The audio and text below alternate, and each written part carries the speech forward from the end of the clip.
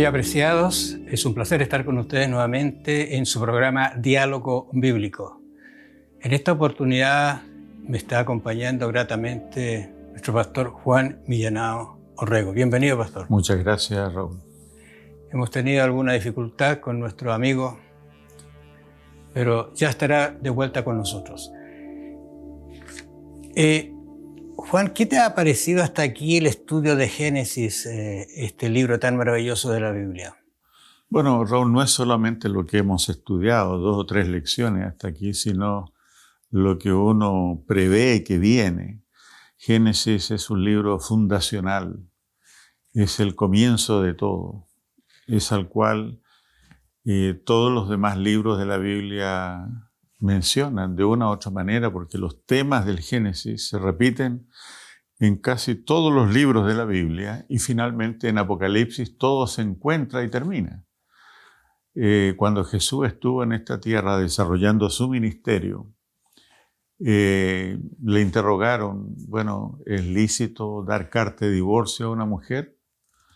Y él le respondió, ¿qué dice el comienzo? ¿Cómo fue el principio? Se los refirió inmediatamente a Génesis capítulo 1 y 2.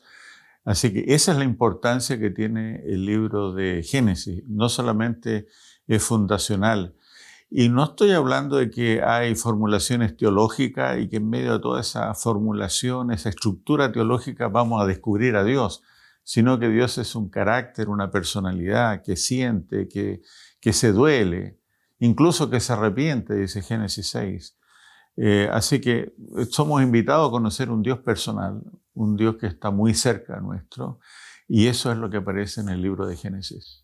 Interesante, fíjese que vamos a estudiar capítulo 4. En realidad, nosotros les pediríamos a los amigos que se lean bien el capítulo 4 porque va a ser provechoso para las conversaciones y el estudio personal que se puede tener.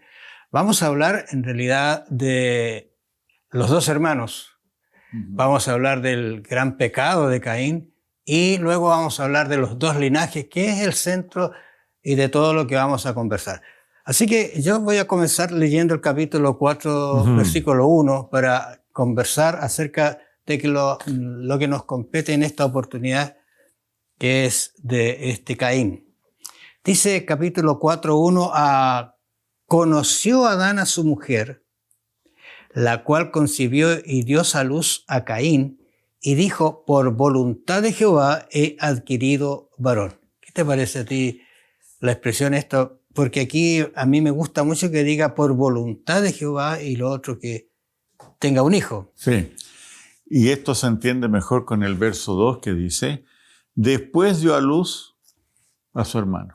Es decir, bien lacónico.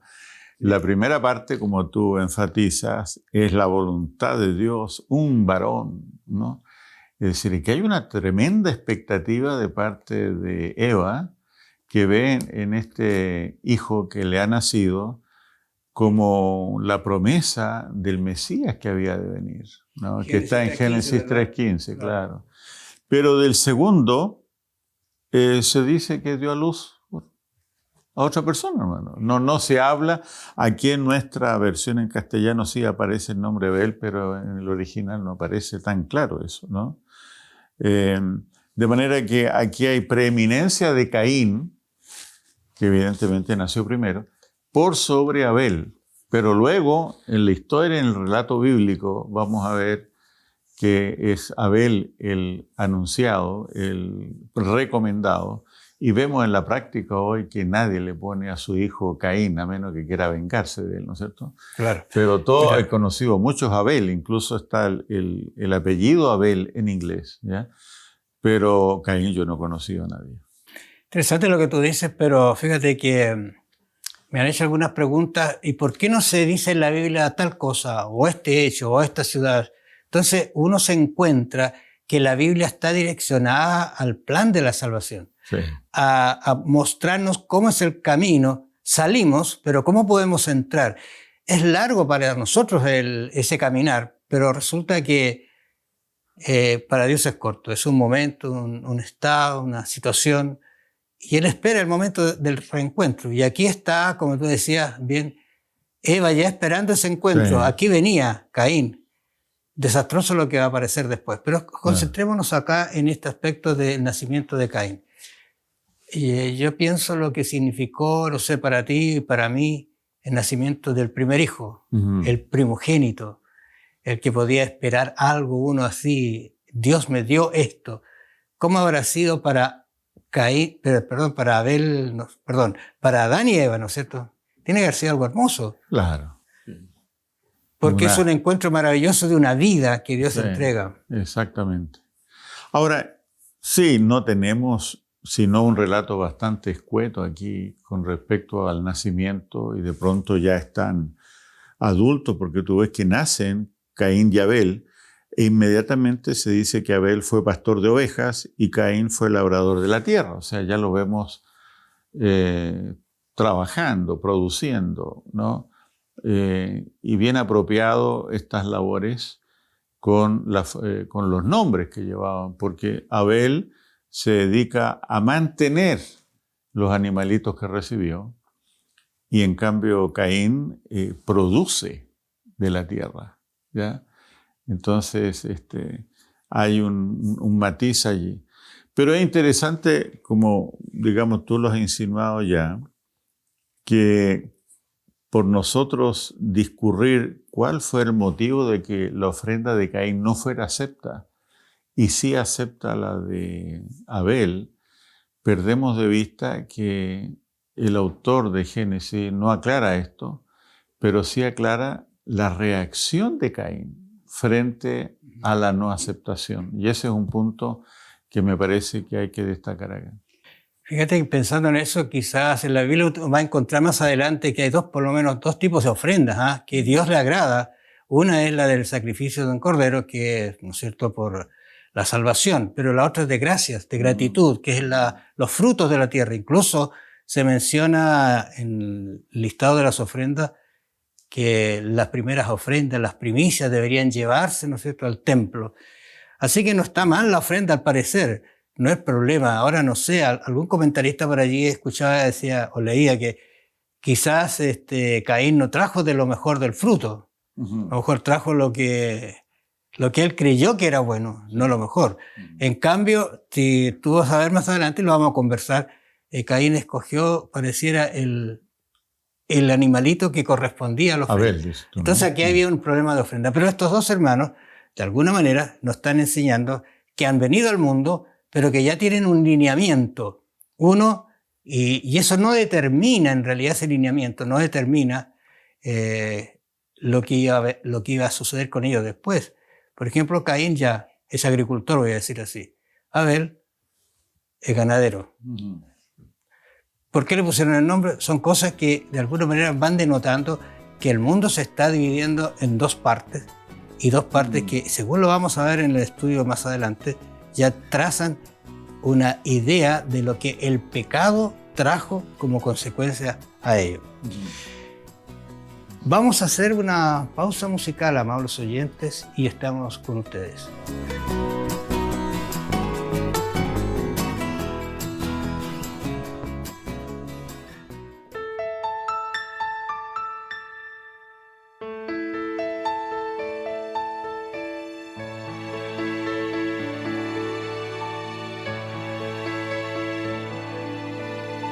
Salvador maravilloso, amigo fiel redentor, ¿cómo pensar que un cordero nos diera salvación?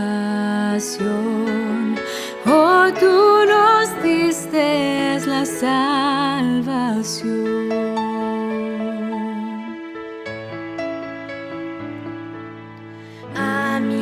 Gran consejero, danos tu espíritu hoy, tu esperanza ofreces a un corazón con dolor. Oh, esperanza nos da, Señor.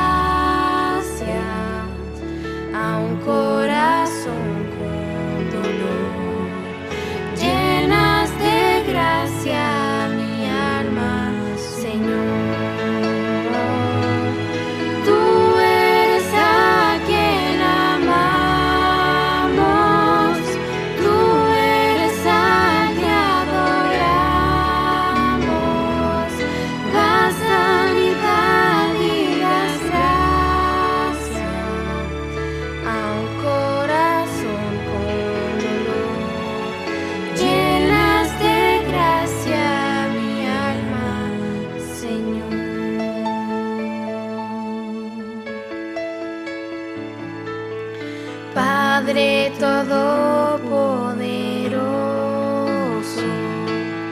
Fiel eres tú, oh Señor, con nuestras debilidades venimos ante tu altar, a tu presencia venimos a adorar. Tú eres a quien amamos, tú eres al que adoramos. Das sanidad y das gracia a un corazón con dolor. Llenas de gracia mi alma, Señor. Tú eres a quien amamos, tú eres al que adoramos. Das sanidad y das gracia a un corazón con dolor. Llenas de gracia mi alma, Señor.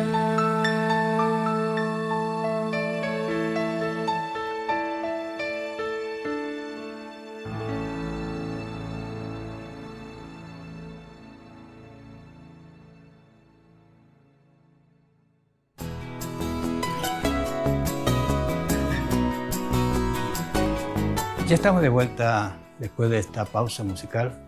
Agradecemos porque nos acompaña en este programa de Diálogo Bíblico. Vamos a seguir conversando acerca de Caín y su legado. La verdad que pareciera que cuando hablamos de ese legado es un poquito negativo, pero tú habías sugerido quizás otro título para allí, ¿no es cierto? Sí, porque en el caso del tratamiento que Dios le da a Caín, yo diría, no todo está perdido. Siempre Dios es un Dios de oportunidades que le ofrece a Caín incluso la oportunidad de arrepentimiento, de volver atrás. A veces volver atrás significa progreso, ir adelante, ¿ya? Y claro, uno observa que Caín reconoció su pecado, no así su hijo. Según el relato bíblico, Lamec vino casi a duplicar la maldad de su padre. Y de hecho coloca algunas cantidades bien interesantes y las vamos a conversar en un bloque más adelante. Claro, pero mira, sí. En el capítulo 4, versículo 13, pasado un tiempo, y aquí parte ya la historia que interesa para este plan de la salvación, dice, pasado un tiempo, Caín trajo del fruto de la tierra una ofrenda a Jehová. Y el 4 dice, y Abel trajo también de los primogénitos de las ovejas y de la grasa de ellas, y miró Jehová con agrado a Abel y a su ofrenda. Eso es lo que dice la Biblia. Uh-huh. Cuando uno mira este relato, dice, a ver, uno trajo fruto, otro trajo una ofrenda de un ganado, o sea, de una ovejita, un cordero, ¿no es cierto? Y esta le agrada a Dios. ¿Cuál es el problema aquí? ¿Es la ofrenda o qué es el problema? Sí, esta ha sido la discusión histórica, el diálogo histórico. ¿Qué hace que una ofrenda se acepte y qué hace que la otra no? Evidentemente esto hay que entenderlo con el capítulo 3, porque el capítulo 3 y 4 son paralelos, tienen mucha discusión en paralelo, ¿ya? Y se entiende mejor con el pedido, ¿no es cierto?, o la ofrenda o la promesa que Dios hace aquí en 3:15, que dice, pondré enemistad entre ti y la mujer, y entre tu simiente y la simiente suya, ésta te herirá en la cabeza y tú le herirás en el calcañar. Es lo que llamamos el protoevangelio, el evangelio en cápsula. El Señor promete una ofrenda por el pecado, que le va a costar un precio, es decir, va a ser herido en el talón, aunque tu simiente, dice el texto, va a aplastar a la cabeza de la serpiente, sí la va a destruir, ¿ya? En ese contexto de una vía de escape, de solución al problema del pecado, Caín se planta aquí con los frutos de su propia opinión, con una salvación bajo sus propios términos, ¿no es cierto? Y rechaza entonces el camino de salvación de Dios. Eso es lo que el texto nos dice, ¿no es cierto? Estaba pensando, fíjate, Juan, que cuando Adán y Eva pecaron, ellos se vistieron, dice la Biblia, con hojas de higuera, perecibles, por decirlo de alguna manera. Pero Dios provee, ¿no es cierto?, algo más no tan perecible, como son pieles de animales. Cuando hablamos de pieles de animales, estoy pensando, bueno, algo pasó con algún animal. No lo dice la Escritura, pero entendemos por el contexto posterior a que ese fue un cordero. Incluso, el comentador dice, y quién sabe si fue el mismo Abel el que sacrificó el cordero por decirlo de una manera. Pero allí aparece ya de alguna manera, ¿no es cierto? Y lo ratifica, por ejemplo, la historia de Abraham, cuando la conversemos, vamos a hablar de que Abraham, donde iba dejando un monumento y un sacrificio de tarde y mañana. Y ese era un cordero. Aquí en Génesis 3:21 se alude a lo que tú dices. Dice Jehová, Dios, hizo al hombre y a la mujer, o a su mujer, túnicas de pieles y los vistió. ¿Cuál es lo impactante? Bueno, las túnicas de pieles son muy distintas a las higueras que el hombre mismo trató de usar para ocultar su vergüenza. Pero es que es Dios, eso es lo importante. Dios les ofrece las pieles, ¿ya? Es una solución de Dios. Es decir, Dios quiere y Dios puede cubrir nuestro pecado. Esto es lo importante que debemos tomar en cuenta de este evangelio, buenas nuevas. Cuando yo me visto con mis conceptos y quiero alcanzar bienestar en mis términos, seguramente voy a estar equivocado. Dios tiene algo mejor, ¿no es cierto? Y eso mejor es túnicas. Dios provee la solución. El mismo Dios ofendido, rechazado, es el que tiende la mano, ¿ya? Dios es tal para juzgar, pero Dios es tal para perdonar también. Y con Caín lo vemos igualmente. Bueno, no dejo de pensar yo en Abraham y su hijo cuando le pide que lo sacrifique. Sacrifique, ¿no es cierto? Dios provee también el sacrificio. Interesante esa alusión. Ahora, otro concepto es el consejo que Dios entrega aquí. Es un texto 4:7 que ha complicado a algunos y a veces nos complicamos de más fuera de contexto quizás, porque dice, si hicieres lo bueno, esto es el consejo de Dios, ¿no es cierto? Si hicieres lo bueno, no serás enaltecido, pero si no lo haces, el pecado está a la puerta acechando. Con todo, tú lo dominarás. Ese es un texto, dicen algunos que a lo mejor el copista se equivocó, que sí, una serie de detalles que aparecen, pero estoy tomando la idea de quedarme con el texto tal cual está y entenderlo en el contexto, porque el versículo anterior dice, ¿por qué te has enojado y por qué ha decaído tu semblante? ¿Dónde has andado? ¿Qué es lo que has hecho? Estoy pensando cuando entra Jesús al jardín y le dice, ¿dónde estás tú, Adán? ¿Dónde estás? ¿Qué ha pasado? Eso lo veo más amoroso que reprimenda, y en este caso es la misma situación con él. ¿Por qué estás decaído? ¿Qué pasó? Bueno, estas son las primeras preguntas que aparecen en la Biblia. Hay muchas, donde Dios hace muchas preguntas. Y no es porque Dios desconozca la respuesta. Él sabe todo. Y le dice a Caín, la sangre de tu hermano clama, ¿no es cierto? Así que Dios sabe lo que ha ocurrido con Abel. Pero las preguntas en la Biblia están para inducir una reflexión, siempre, ¿ya? Dios conoce la respuesta, pero quiere hacernos a nosotros, los agentes humanos, reflexionar en lo que pensamos y hacemos. Apreciado, estoy pensando en cuál es tu ofrenda que llevaste quizás a la iglesia. ¿Será del agrado de Dios? ¿Fue lo que Él ha instituido como ofrenda? Dios acepta todas tus ofrendas, pero hay algunas que Él dice que deben ser de tal o cual manera. Por eso reflexione sobre esto, llévelo a su corazón y vea qué es lo que Dios está pidiendo de usted, para que comencemos a andar como Él quiere que andemos y un día a lo mejor nos encontremos adorando juntos en el cielo. Vamos a hacer una pausa musical y estamos de regreso con ustedes.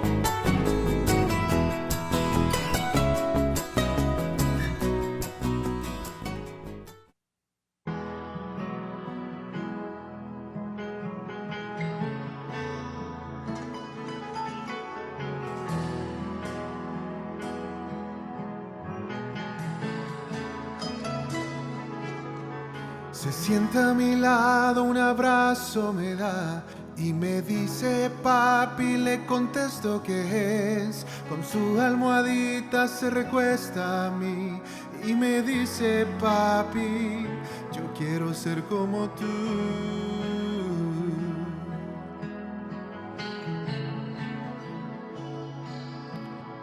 Lo acuesto en su cama y un beso le doy. Apagando las luces hago una oración y que cuando crezca él vea en mí un padre que vive para Dios. Señor, yo quiero ser como tú, porque él quiere ser como yo. Yo quiero ser un buen ejemplo que sus ojitos puedan ver.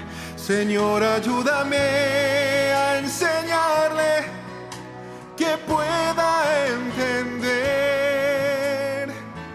que yo quiero ser como tú, porque él quiere ser como yo.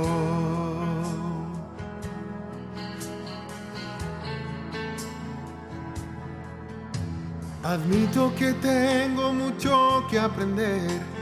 Cometo errores, tú lo sabes muy bien. Las presiones de la vida vienen sobre mí. Necesito tu ayuda, solo no voy a poder.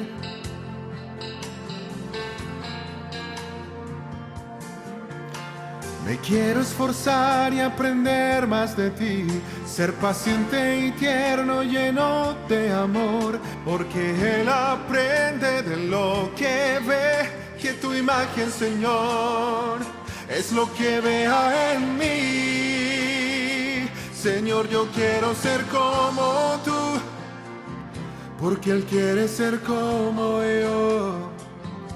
Yo quiero ser un buen ejemplo, que sus ojitos puedan ver. Señor, ayúdame a enseñarle que él pueda entender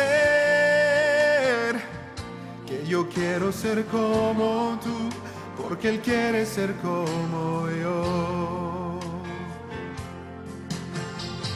Quizás él mire a mí diciendo papi es el mejor, pero es porque estoy aprendiendo de mi Padre Celestial. Señor, yo quiero ser como tú, porque él quiere ser como yo. Yo quiero ser un buen ejemplo, que sus ojitos puedan ver. Señor, ayúdame a enseñarle que él pueda entender que yo quiero ser como tú, porque él quiere ser como yo. Yo quiero ser como tú, porque él quiere ser como yo.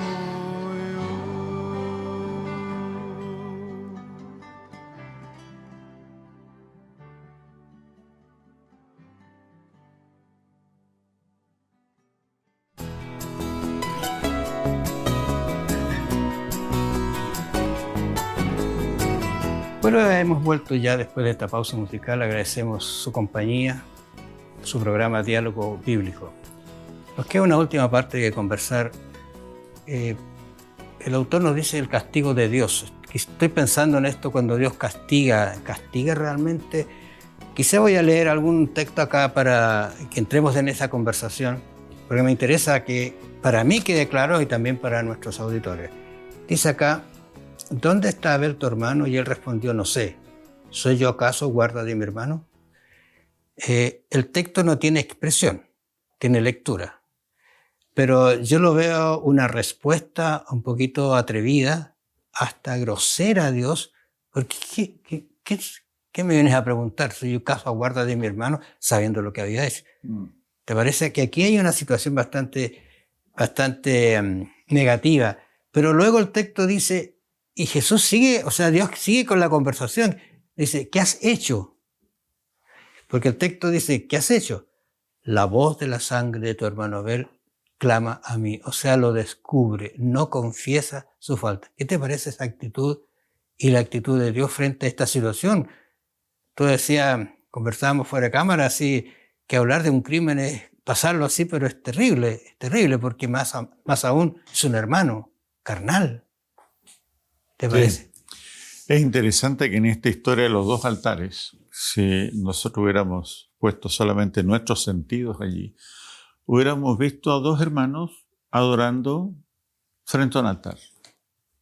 Parece que está todo normal, pero sin embargo, cuando vamos a las dimensiones profundas del relato, descubrimos que las actitudes de un adorador son muy distintas a las del otro, ¿ya? Abel adora conforme el plan de Dios, conforme el diseño divino. Caín adora bajo sus propios términos, bajo su propia opinión. Y la reacción que tiene Caín frente a esta situación de por qué mi ofrenda no fue acepta, es en primer lugar enojo contra Dios, el texto lo dice, y enojo contra su hermano, ¿ya? Aquí hay un autor que ha insinuado que realmente Caín tenía a lo mejor una idea de ser Dios. Llegar a ser Dios eliminaba entonces a su hermano, por eso lo mató, sus padres morirían y él quedaría solo con Dios y solo después como Dios. Es una propuesta interesante. Así que aquí hay esta historia de los altares en Génesis 4, nos plantea ya la génesis de las dos grandes religiones en el mundo. Tú puedes discernir entre una verdadera y otra falsa. La falsa es la que se centra en los méritos del hombre, lo que yo puedo hacer, como Caín. La verdadera se centra en los méritos de Cristo, lo que Cristo hizo en mi favor, ¿no? Entonces, esta es una situación seminal que luego va a brotar en el mundo con distintas ramificaciones, ¿no es cierto? Pero que, digamos, nos plantea claramente que hay un hombre que aparentemente adora, pero que hace cosas malas. Como tú leíste, Dios le dice, ¿qué has hecho? Las preguntas que Dios hace van increciendo, ¿eh? van, digamos, aumentando en intencionalidad. Le dice, ¿qué has hecho? Bueno, eso es lo que hace un falso adorador. Si la religión está errada, va a pensar equivocado y va a actuar equivocadamente. No se puede, digamos, acceder a la santidad si tú estás pensando erradamente, ¿ya? Aquí entonces Caín no hace cosas malas, él es malo. Es un problema de la naturaleza. Y hoy en día, precisamente, muchas religiones definen en forma no bíblica el pecado de manera de acomodar otras doctrinas que parecen halagüeñas al oído humano, ¿ya? Así que aquí hay cuestiones seminales que tenemos que aprender y aplicar a la vida actual. ¿Cuál es mi religión? ¿Cuál es su religión? ¿Es una centrada en sus méritos y en sus obras humanas? ¿O es una religión centrada en los méritos, en la sangre, en el sacrificio de Jesucristo? Esa es una pregunta muy importante. Creo que es válida. Fíjate que estaba mirando acá el texto porque dice que Jesús le dice, mira, la sangre de tu hermano clama, pero ahora viene el castigo de Dios. Cuando hablamos de castigo de Dios, vemos quizás un Dios un poquito lejano, listo a castigar, porque le dice lo siguiente, mira, ahora pues maldito seas de la tierra que abrió la boca para recibir a tu hermano la sangre de tu hermano. ¿Cómo entiendes tú ese el castigo de Dios? ¿Es realmente un castigo así como lo miramos ahora? Sí, es que nosotros tenemos que dar un salto aquí, no solamente literario, también cultural e histórico, para entender la narración bíblica. Cuando nosotros se nos pregunta cuál es el significado de la vida, nosotros nos damos vuelta en una reflexión y generalmente contestamos con una respuesta filosófica, ¿ya? Pero cuando en el antiguo Israel, cuando se dan estas historias, tú le preguntabas a un anciano, ¿cuál es el significado de la vida? Y ese anciano te diría, mira, Juan, déjame contarte una historia. Porque la historia tenía mucho poder. Y estos relatos, que a veces algunos identifican para niños que se queden dormidos, o lectura en una silla de playa, en una arena por ahí, estas historias de la Biblia van a lo profundo de la tragedia, la miseria, el amor, el odio, todo eso que se manifiesta en el corazón humano. Y aquí tenemos nosotros a un Caín que hace algo malo porque finalmente es malo y cosecha para sí una vergüenza que lo va a acompañar el resto de su vida. Hay otros personajes en la Biblia, por ejemplo, como David, ¿no es cierto?, que no pretendió que era inocente, él fue honesto y él no permitió que la culpa lo atrapara. El mismo Caín, en lo que leímos acá, dice que voy a andar errante, ahora qué va a pasar conmigo, tengo miedo, porque entendió la grave consecuencia que significa no estar con Dios, en la presencia de Dios, que Dios te proteja. Pero en este caso, David fue bastante honesto, como vemos en el relato. Él sabía que no podía cambiar el pasado de lo que había hecho, pero sin embargo tenía una esperanza para el futuro. Y yo creo que hay muchos auditores y televidentes que lo mismo, no pueden cambiar su pasado, pero yo los animo a que tengan esperanza en el futuro leyendo estos relatos de la Biblia en Génesis, de manera que nuestra vida espiritual pueda progresar. Fíjate que se ve la misericordia de Dios acá en la respuesta que Él le da después de todo lo que tú has dicho, que está acá en la Biblia. Versículo 15 dice, respondió Jehová, mira la respuesta, porque Él está preocupado, se ha alejado de Dios para quedar solo, e incluso Él dice, mire, cualquiera que me vea me va a matar, sí. Esto va a ser lógico. Entonces, Dios le dice, temor. Ciertamente cualquiera que mate a Caín, 7 veces será castigado. Y dice, entonces Jehová le puso una señal. Sí. Interesante. Aún así lo Dios protege. Actuó.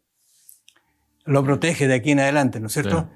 Interesante esto es cómo Dios de alguna manera nos libra a pesar de las circunstancias, a pesar del pecado, no importa cuál haya sido tu pecado, Dios está llano. Y voy a tomar la misma texto bíblico y decirle, te puede poner una marca para protegerte, sacarte de eso y liberarte y ser una persona que entre nuevamente al jardín, a las mansiones celestiales.